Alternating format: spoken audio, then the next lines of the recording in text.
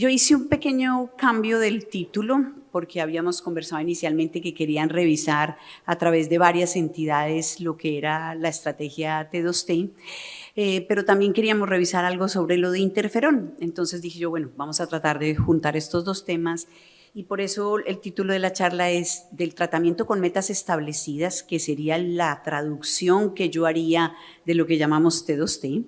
El tratamiento con metas establecidas a nuevos blancos terapéuticos en lupus. Entonces, por esta charla he recibido algún tipo de honorarios, pero su contenido ha sido mi responsabilidad.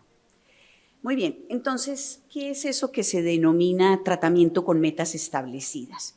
Entonces, el tratamiento con metas establecidas o T2T es un enfoque terapéutico en el que se realizan ajustes al tratamiento en intervalos de tiempo establecidos, pero con objetivos bien definidos y clínicamente relevantes. Entonces yo hago un ajuste en un tiempo definido, pero tengo un objetivo claro. Y esta estrategia se ha usado en muchísimas otras enfermedades. Para hiperlipidemia, como objetivo se ponen unos niveles de LDL y se hacen los cambios en unos tiempos determinados. Para diabetes se mide la hemoglobina glicosilada, para gota se miden los niveles de ácido úrico. Entonces es fácil, pero en las enfermedades reumatológicas esta estrategia del T2T no es tan fácil. Por ejemplo, el blanco o desenlace no es un parámetro único, se tienen que utilizar puntajes combinados. Y en los pacientes con enfermedades reumatológicas, a veces la disfunción de un órgano que tiene un daño que ya es irreversible sigue punteando en que el paciente está activo, sabiendo que eso ya no se puede resolver. Y a veces la respuesta a un medicamento puede generarse como aceptable, pero entonces en el T2T la clasificarían como mala y rápidamente se cambiaría a otra estrategia terapéutica. Entonces eso no ha sido tan fácil. En artritis reumatoide definitivamente el T2T ya se estableció y EULAR lo tiene como una estrategia para el manejo, y esto partió de estudios como el TICORA, en el cual se hacía un seguimiento muy estrecho y se cambiaban las estrategias terapéuticas en pacientes y eso demostró efectividad. Entonces, ¿cómo es la historia del T2T en lupus?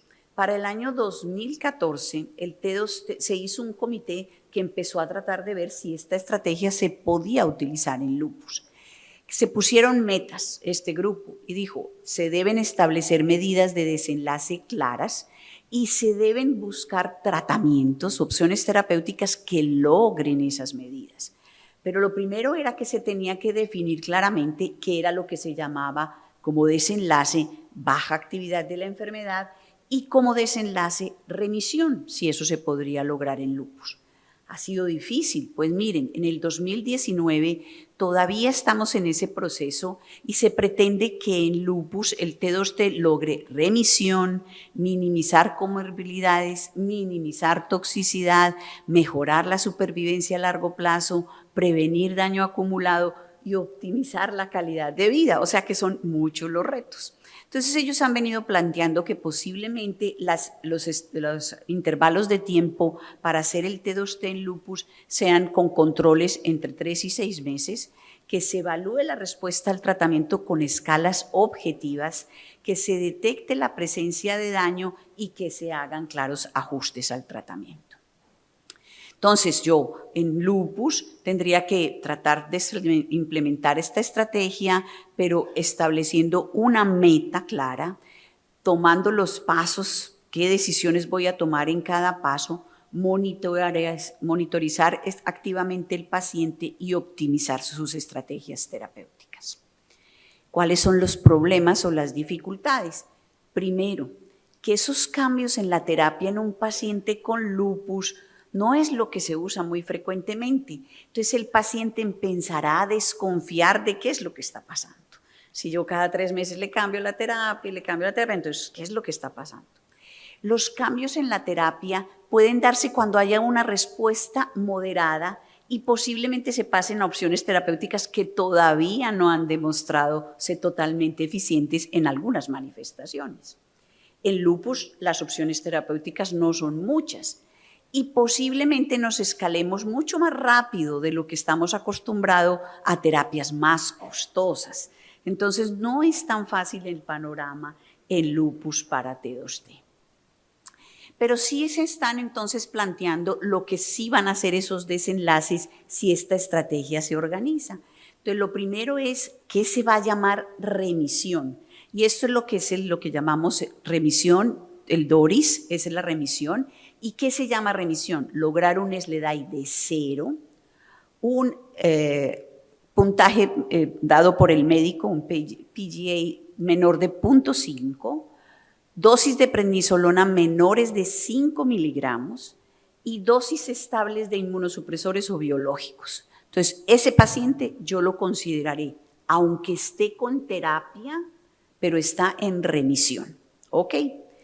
Consideraré también otra escala, que será el paciente que estará en baja actividad de la enfermedad o low disease activity. Y el low disease activity se define SLEDAI menor de 4, un PGA menor de 1, prednisolona menor de 7,5 miligramos y dosis estables de inmunosupresores o biológicos. Entonces quedan estas dos definiciones y estas dos definiciones van a ser algunas de las estrategias que vamos a usar en T2T. ¿Para qué lograr esto? ¿Para qué lograr meter un paciente en remisión?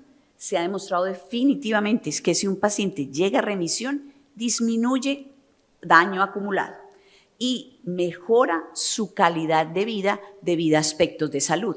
¿Listo? ¿Y qué se ha logrado demostrar si el paciente entra o se mantiene en low disease activity? Que se disminuye el daño acumulado y se disminuyen las recaídas. Y algunos medicamentos los han logrado. Algunos medicamentos tienen evidencia en estos dos aspectos como belimumab, atacicept, anifrolumab y baricitinib. Pero en todos ellos se meten entonces escalas de actividad. Entonces tenemos que aprender un poco acerca de las escalas de actividad en lupus y posiblemente las podamos clasificar en dos grupos, unas que se llaman globales y unas que se llaman órgano específicas. Y en las globales está el SLEDAI, el SLAM y el ECLAM. Y en las órgano específicas está el BILAC, el CLASI, que es de piel, y el puntaje de actividad renal que conocemos.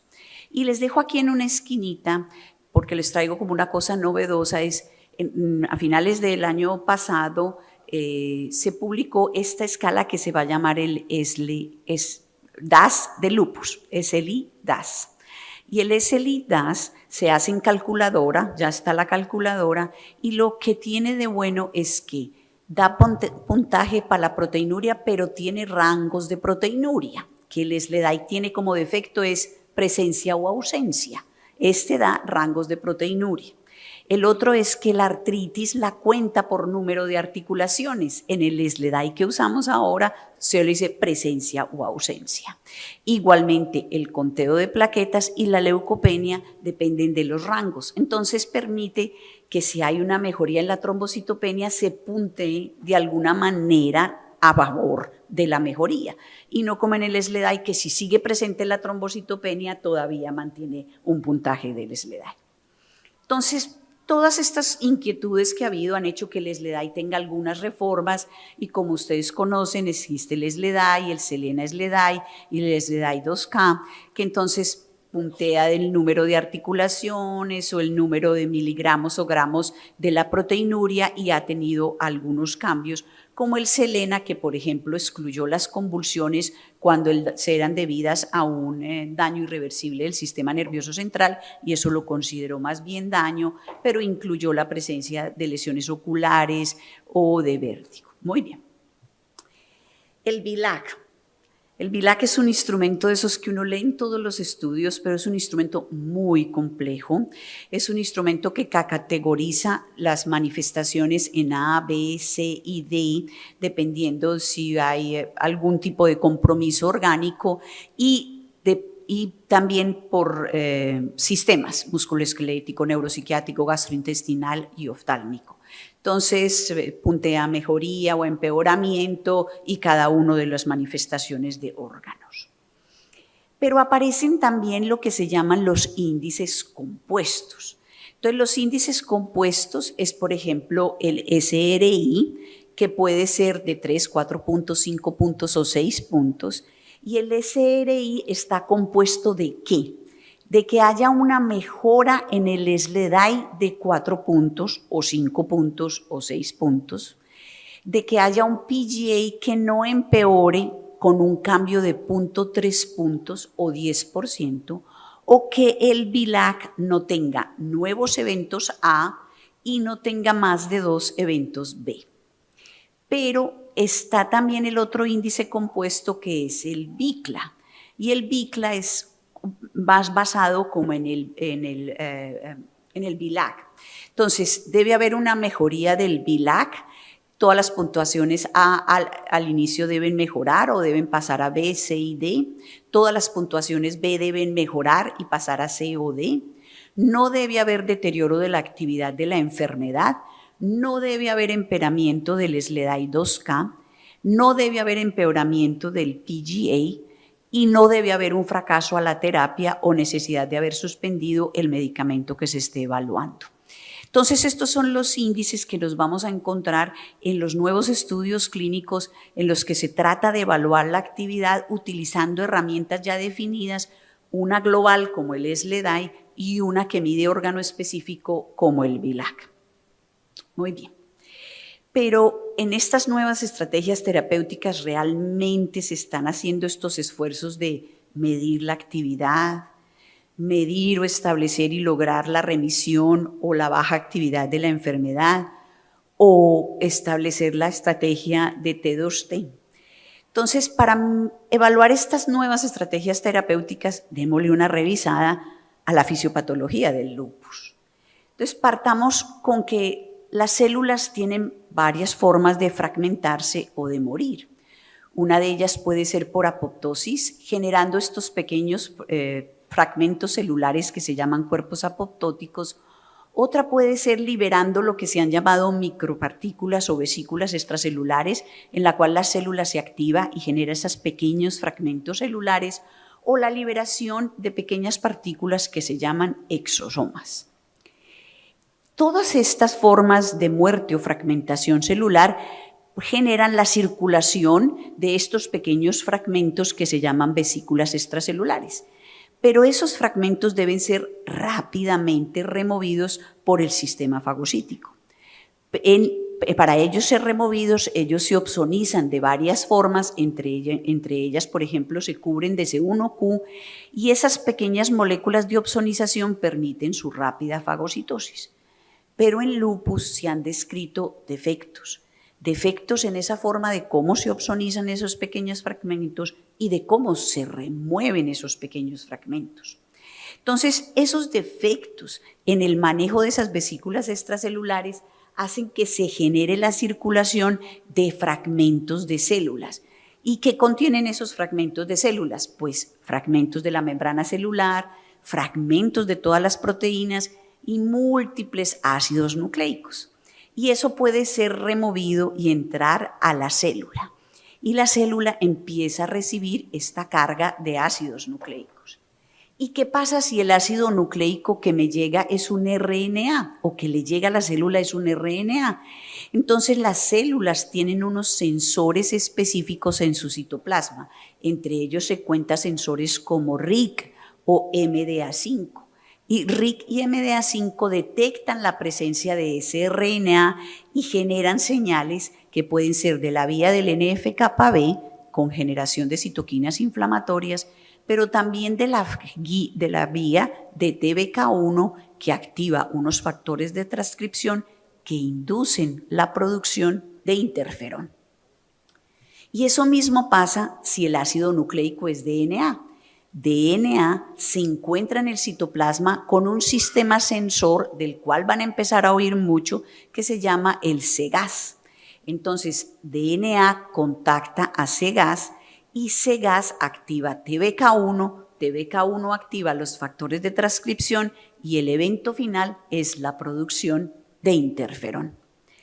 Y También puede haber combinación del DNA o RNA, pero ese DNA y RNA entró por endosoma y ¿quién lo van a censar? Los diferentes TLRs. Entonces TLR9 va a censar la presencia de DNA y TLR7 y TLR3 van a censar la presencia de RNA.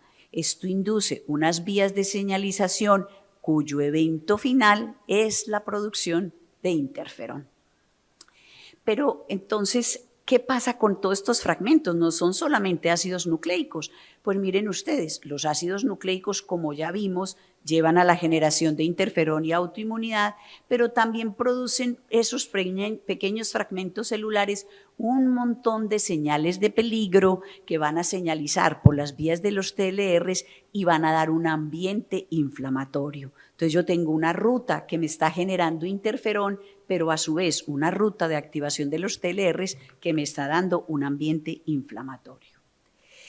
Entonces, ¿cuál es el evento final de todos estos sensores? El TLR, STING, MDA5, RIC, el evento final es la producción del interferón.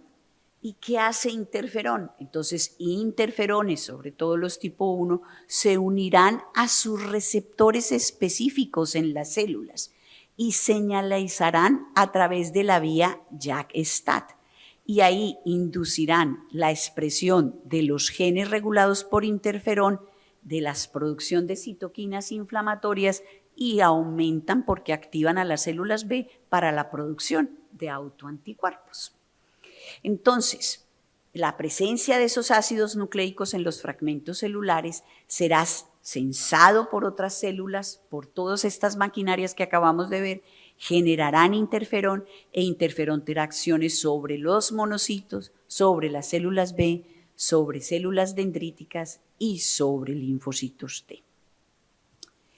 Y esto se ha demostrado importante en lupus, pues sí, imagínense que desde el año 1979 se demostró que los pacientes con lupus tenían altos niveles de interferón y que era lo más bonito, que se correlacionaba con una reducción del complemento en esos pacientes y aumento en los niveles de DNA. Pero también quiero llamarle la atención que desde esa evidencia tan temprana en el 79, había pacientes que hacían ese comportamiento, aumentaban los niveles de interferón, caía el complemento y DNA, pero en otros pacientes esos niveles de interferón no cambiaban, ¿ok? También se demostró que en otras enfermedades en las cuales los interferones se utilizaron como terapia, y esto se ha demostrado en diferentes trabajos, los pacientes en presencia de la terapia con interferón empezaron a desarrollar enfermedades autoinmunes como lupus, enfermedad tiroidea, artropatías, fenómeno de Raynaud o vasculitis. Entonces, ese interferón que se usó como terapia desencadenó enfermedades y unas de ellas similares a lupus. Entonces, toda la evidencia nos hablaba de que existe un evento patológico que induce la producción del interferón, que el interferón se ha relacionado con ciertas manifestaciones de lupus y que si yo doy interferón como terapia puedo llegar a inducir lupus. Entonces, eso nos demostraba que es muy importante su papel. Entonces, el interferón tiene acciones sobre diferentes células inmunológicas, entre ellas las células dendríticas mieloides, que van a aumentar la producción de BAFF y BAFF va a activar a las células B y aumentar su supervivencia para la producción de autoanticuerpos. ¿Se han demostrado los niveles altos de interferón recientemente en lupus? Sí. Con técnicas mucho más sensibles se ha demostrado que los pacientes con lupus tienen altos niveles de interferón y esos altos niveles de interferón semejan a lo que se ha observado en una enfermedad congénita que se llama el Aicardi-Gouttière, que es una interferonopatía, y los niveles de los pacientes con lupus se parecen a los que se han observado en estos niños con esta interferonopatía. Entonces casi que podríamos decir que el lupus pertenece a ese nuevo grupo de entidades que se llaman interferonopatías.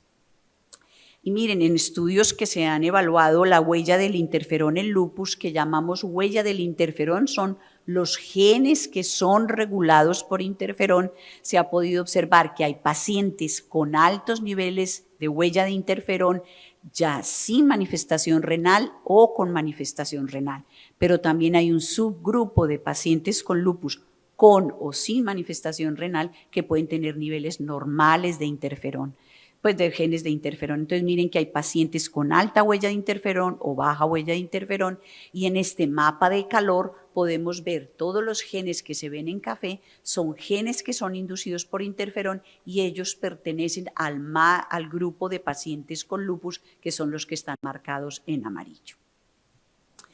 Entonces, ¿qué son los interferones? Los interferones son citoquinas críticas involucradas en las respuestas antivirales. Existen más de 20 formas de interferón, pero ellos se han clasificado en 3 familias, la tipo 1, 2 y 3. Tienen diferencias en la estructura, en la unión a receptores y en la actividad biológica, pero pertenecen a la familia de las citoquinas clase 2 y comparten una estructura conservada. Entonces vemos aquí que existe la familia de los tipo 1, en los que están los alfa, muy importante, pero hay beta, omega, kappa, epsilon, delta y teta. Los tipo 2, que es el gamma, que sabemos que en tuberculosis es supremamente importante, y los tipo 3, que son los lambda, los cuales tienen diferencias estructurales y diferentes receptores para su señalización. Entonces, los tipo 1 tienen un receptor específico formado por 2 cadenas, una que se llama la cadena del receptor del interferón tipo 1 y otra que se llama la cadena del interferón del receptor tipo 1, pero es la cadena 2. Entonces, no sé si armé un enredo ahí, pero bueno, el receptor está formado por estas 2 cadenas, una llamada R1 y otra llamada R2. Cuando el interferón se une, señaliza. Y en el interferón tipo 3, el receptor es distinto, está formado por una cadena R1, pero como su complementario tiene la cadena beta del receptor de la IL-10, que llama la atención, pero es un receptor completamente distinto. Tienen diferentes isoformas y diferentes células que expresan estos receptores. Entonces podemos ver aquí que en las células dendríticas, esos ácidos nucleicos que pueden ser endógenos o virales son capaces de ser sensados e inducir la producción del interferón. Ese interferón se unirá a su receptor, señalizará por la vía de JAK-STAT y producirá más interferones y además citoquinas y mediadores inflamatorios. Con el interferón tipo 3, que no lo olviden, ténganlo también en su cabeza en la patogénesis del lupus, se sabe que se expresan los receptores y se producen por las células epiteliales, pero posiblemente otras células también expresen ese receptor tipo 3. Entonces se sensan los ácidos nucleicos, se produce el interferón lambda tiene su receptor específico, pero él a su vez es capaz de inducir la producción de interferón alfa. Entonces se arma un círculo vicioso. Entonces, viendo la importancia del interferón en lupus, se está tratando de manipular. ¿Y cómo se puede manipular? Primero, en los sitios donde se sensan esos ácidos nucleicos se podría hacer un bloqueo de los TLRs, por ejemplo, o bloqueo de las señales que inducen los TLRs, o bloqueo de los factores de transcripción. O si se produjo el interferón, pues bloquear el interferón o bloquear su receptor. Todas estas estrategias se están evaluando en este momento en lupus. Y vemos estrategias que ya están en estudios clínicos, un anticuerpo dirigido contra un marcador de las células dendríticas plasmocitoides que es específicas las productoras de interferón, o anticuerpos dirigidos exactamente contra el interferón o anticuerpos dirigidos contra los receptores. Miremos algunas de las estrategias que se han usado. Y esta fue muy interesante. Se generó lo que se llama un alfa-quinoide. ¿Y qué es un alfa-quinoide? Tiene una proteína transportadora y a esta le pegaban el interferón. Esto se ponía en el paciente y el paciente producía anticuerpos contra el interferón. Entonces, esos anticuerpos se esperaba que bloquearan las acciones del interferón. Entonces, existe un estudio publicado en el 2020 con este quinoide en lupus eritematoso y las conclusiones, así literalmente, dicen que este quinoide induce la neutralización del interferón alfa 2, reduce los genes mediados por interferón con una seguridad aceptable, pero no se reunieron los desenlaces clínicos. No se cumplieron cuando se utilizó este medicamento los desenlaces clínicos. aunque algunos pacientes lograron tener baja actividad de la enfermedad, pero no todos los desenlaces se cumplieron. Entonces, pues la otra estrategia sería parar las células dendríticas, que son las productoras de interferón.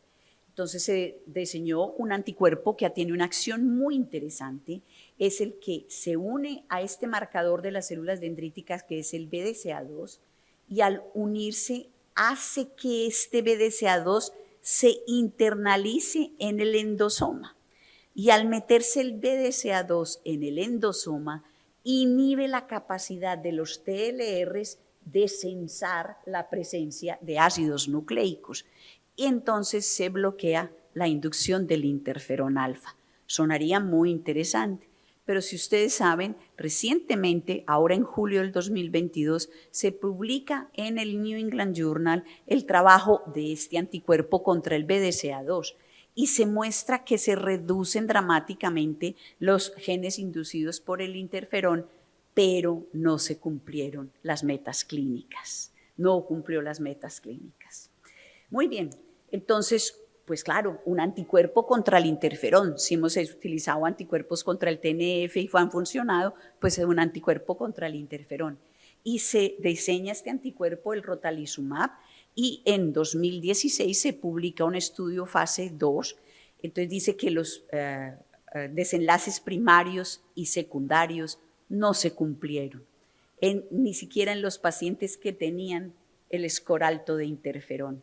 Pero pareciera ser que hay algo de mejoría, pero definitivamente no es claro. Y desde el 2016 no tenemos muchos más trabajos con este medicamento. Entonces viene otro anticuerpo contra el interferón alfa, que es el cifalimumab. Entonces miren ustedes, es un anticuerpo dirigido contra la forma soluble del interferón alfa.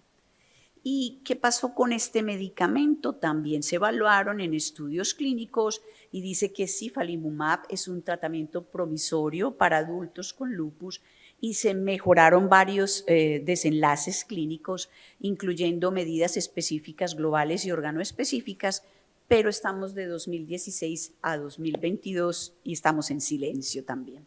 Entonces, parece que tampoco cumplió las expectativas. Entonces, hemos visto que hemos aprendido del interferón, de su importancia en lupus, hemos aprendido a descubrir los genes que se regulan y cómo medir su respuesta, pero las terapias han venido siendo evaluadas a través del tiempo y solo en el año 2021 se aprueba una terapia dirigida contra el interferón para lupus. Vemos aquí todas las fases. Desde el 2013 se empezó a evaluar este medicamento que es anifrolumab y vemos aquí que estamos todavía en proceso de evaluación para algunos desenlaces organoespecíficos. ¿Y cómo funciona anifrolumab? Entonces, ahí es lo interesante. Recuerden ustedes, los interferones tipo 1 son alfa, pero también son beta, omega, epsilon, delta, teta, ¿sí? Y todos ellos usan un receptor. Ese receptor tiene dos cadenas, como dijimos, la cadena 2 y la cadena 1. Anifrolumab está dirigido contra la R1 del receptor, o sea, una de las cadenas del receptor. Entonces bloquea no solo las acciones de interferones alfa, sino de todos los interferones tipo 1. ¿De acuerdo? Entonces, eso establece una diferencia con el bloqueo de la molécula soluble. Rápidamente, desde el año 2017 se han venido evaluando entonces este medicamento y utilizando la estrategia PICO les resumo las características de algunos de estos estudios. Entonces se evaluaron 305 pacientes con SLEDAI mayor a 6, la nefritis lúpica y el lupus neuropsiquiátrico fueron excluidos, se utilizó anifrolumab 2 dosis en 300 y 1000 miligramos cada 4 semanas durante 48 y los pacientes recibieron como base los controles, terapia estándar y también los pacientes continuaron recibiendo la terapia estándar. Los desenlaces, SRI-4, se evaluó también el BICRA, se modificó el SRI a 6 puntos, se evaluó también de lo que llamamos respuesta clínica mayor y todos los desenlaces se evaluaron a la semana 52. Y podemos ver aquí las dos dosis, anifro de 300 y 1000. Y miren, en rojo están los pacientes que tenían huella de interferón alta. ¿Listo? Los pacientes. Y en rojo se puede ver que ellos tuvieron respuesta con el SRI4, con el SRI7 y BICLA. Además tuvieron respuesta, lo que se llamó respuesta mayor, y se pudo reducir los corticosteroides. ¿Qué llamó la atención? Que los de interferón bajo no tuvieron tan buena respuesta como la observada en los de interferón alto. Lo otro que llamó la atención en este trabajo es que el incremento de dosis a 1000 no cambió mucho las respuestas observadas con el de 300. Entonces ellos concluyen que el anifrolumab reduce sustancialmente la actividad de la enfermedad en comparación con el placebo a través de varios desenlaces finales en los pacientes con lupus moderado o grave.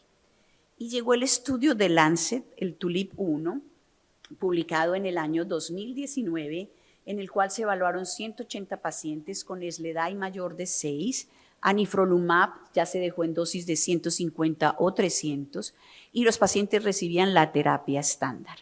Desenlace, el resultado fue eficacia para los pacientes que alcanzaran SRI4 en la semana 52 en el paciente tratado con anifrolumab. ¿Y qué pasó? Miren ustedes, estos son los superiores, veo los pacientes que no se les censuraron las otras terapias y en la de abajo los pacientes que se les censuraron los otros tipos de terapias adicionales que utilizaban como dosis de esteroides y algo. Y miren ustedes que con SRI4 no hubo diferencias en el grupo de terapia estándar y anifrolumab 300. En el CLASI, que es de piel, hubo algunas diferencias, pero no significativas, y en el BICLA tampoco se demostraron unas diferencias, sino hasta el final que se vio alguna diferencia con respecto a la terapia estándar. Cuando se vio el BICLA a través del tiempo, sí se pudo observar alguna diferencia sostenida en el BICLA, o sea, el BICLA mejoraba, pero era sostenida en el tiempo comparado con el grupo de terapia estándar. Y otra de las cosas bonitas es que la dosis de 300 miligramos y 150 miligramos, pero más dramáticamente la de 300, disminuyeron la expresión de los genes regulados por interferón. Entonces, como conclusión dice que no se alcanzó el desenlace primario, que era el SRI4. Sí hubo algunos desenlaces secundarios, entre ellos lo de la respuesta BICLA sostenida, y se sugería que podría haber algún beneficio en comparación pues, con el placebo, no, sino con la terapia estándar, que es lo que se usa en placebo en lupus. Y viene el artículo TULIP-2, que es el estudio publicado en New England en 2020, y en el cual se evaluaron 362 pacientes que recibieron el anifrolumab. Eran pacientes con SLEDAI mayor de 6, nefritis lúpica grave o lupus neuropsiquiátrico se excluyeron del estudio. Se utilizó anifrolumab 300 miligramos cada 4 semanas durante 48. Los pacientes del grupo control recibían la terapia estándar y el desenlace fue BICLA, no SRI4 como en el anterior. Y que observaron ellos a través del tiempo que los pacientes bajo la terapia con anifrolumab tenían una mejoría en el BICLA, ¿sí?, comparados con el grupo de la terapia estándar. Y la posibilidad de recaída se disminuía en el grupo de anifrolumab al seguimiento de 52 semanas. Adicionalmente, los pacientes en tratamiento con anifrolumab disminuían los niveles del anti-DNA y recuperaban los niveles de complemento. Entonces se concluye que la administración mensual de anifrolumab resulta en un mayor porcentaje de pacientes respondedores medidos con el BICLA a la semana 52. Pero esto contrasta con lo del TULIP-1, pero los índices de desenlace fueron diferentes, en uno SRI4 y en el otro el BICLA. Entonces se nos enreda el asunto, tenemos que ser muy cuidadosos en cuando evaluemos los trabajos clínicos, en que sí se esté midiendo la actividad y cómo se está midiendo, si se está logrando la baja actividad o la remisión y si se está implementando la estrategia T2T en los estudios. Y miren en esta tabla, busco los nuevos medicamentos y solo algunos estudios, pero sí lo están incluyendo, meten como desenlace el baja actividad de la enfermedad o la remisión, pero eso se está evaluando ya como un parámetro. ¿Y qué pasa con la T2T? La gente sí está implementando T2T en lupus. Entonces me llamó la atención de este grupo que dice que en su clínica en los Países Bajos ya ellos están implementando el T2T en lupus y que los pacientes la han calificado como una estrategia con la cual se sienten satisfechos. Y ahora viene la interesante, es el estudio que está corriendo, que es un estudio, no sé si ustedes recuerdan del BES en artritis reumatoide, ahora viene el BES en lupus, y el BES en lupus se plantea como estrategia T2T y que los cambios se harán siguiendo la estrategia de T2T. Como desenlace, en un grupo se quiere lograr remisión y en el otro grupo se quiere lograr baja actividad de la enfermedad y se evaluarán en futuro si fueron capaces de implementarlo, de llevarlo a cabo y si lograron los resultados que están esperando. Y lo del T2T en los estudios clínicos, ¿qué tal? Pues miren muchos nos. Diferentes estudios clínicos de múltiples medicamentos que están corriendo en lupus no están evaluando o no tienen implementado dentro de sus evaluaciones la estrategia T2T. Entonces, nos queda mucho por hacer en lupus. Creo que los retos son grandes para establecer esta estrategia. Esperamos que todos los esfuerzos que estamos haciendo por medir más objetivamente la remisión, la baja actividad de la enfermedad, nos lleven a un medicamento que pueda dar sensación de bienestar y mejoría a los pacientes.